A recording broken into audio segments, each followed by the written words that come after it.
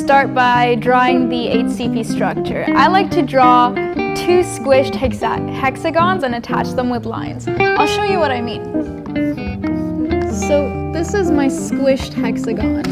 Oops. And this is my other squished. And these lines just connect simply. It's not always perfect. There you go. Now I'm going to draw in the atoms. I know that Professor Ramsey likes to draw in like a quarter or a third, like draw in the slice of it. I'm just going to draw in the full atom. It's kind of complicated on the board. So we know that every atom goes in each corner.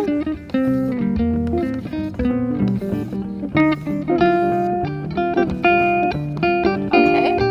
And one atom fits in the center of each hexagon. Three atoms are in between these two planes, but I'm going to draw it so that one is facing towards me and two is in the back. So two in the back, one in the front. I did this for a very important reason, and that's because it forms a tetrahedral site right here.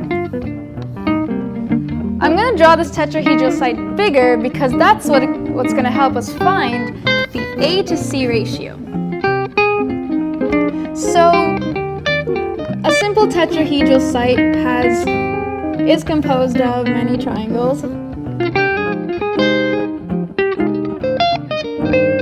So, the height here, it goes down the center, right in the middle of this bottom plane. That is what I call the height. And this little buddy here, that's our x. And every single side on this tetrahedral site is A. It's an equilateral triangle. So what we want to find is this A to C ratio. But what we know is that we have an H and an X, both unknown, except we want to relate these things.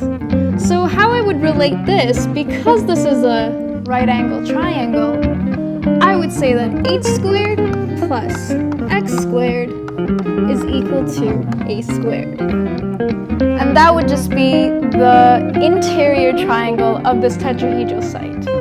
Now what we don't have is H and we don't have X, and I'm going to show you how you find that.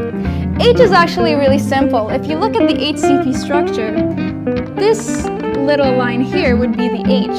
And if you can see that, it's actually the halfway point. So H is equal to C over 2. Good, we got that down. Now we want to find the x, because it's missing from our equation. I'm going to draw this bottom plane of this tetrahedral site bigger over here. So we know that A is on every single side, and the x is actually right here. To find, and also this is a 60-degree angle, which means that this is a 30-degree angle. So to find what this is, I'm going to extend a line halfway through the A towards the center, making this a right triangle. And if you know your sine, cosine rules, you can see that cos 30 is actually, SOHCAHTOA, A over 2, which is this little section, all over x, adjacent over hypotenuse. And if you know what cos 30 is, which you all should, it's actually root 3 over 2. If you just solve for x, so this is root 3 over 2, is equal to a over 2x, that's an a over 2x, so solve for x, and you get a over root 3. So now we have x. Lovely. So this initial equation is what we're going to continue over here.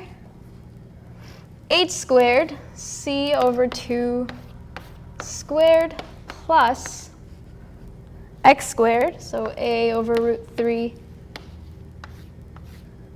squared, is a squared. Now we only have a's and c's in our equation. We can solve for the c to a ratio. Kind of easy, you got to carry it through. It's kind of mathy. So c over 4, a squared over 3 is a squared. Take this to the other side. C squared over 4 is equal to, let's say 3 over 3, 3 minus 1, 2 over 3, a squared. All right, so I'm going to solve for c over here, and I'll say that c is equal to, so 2 root 2 over 3a. And that is the answer.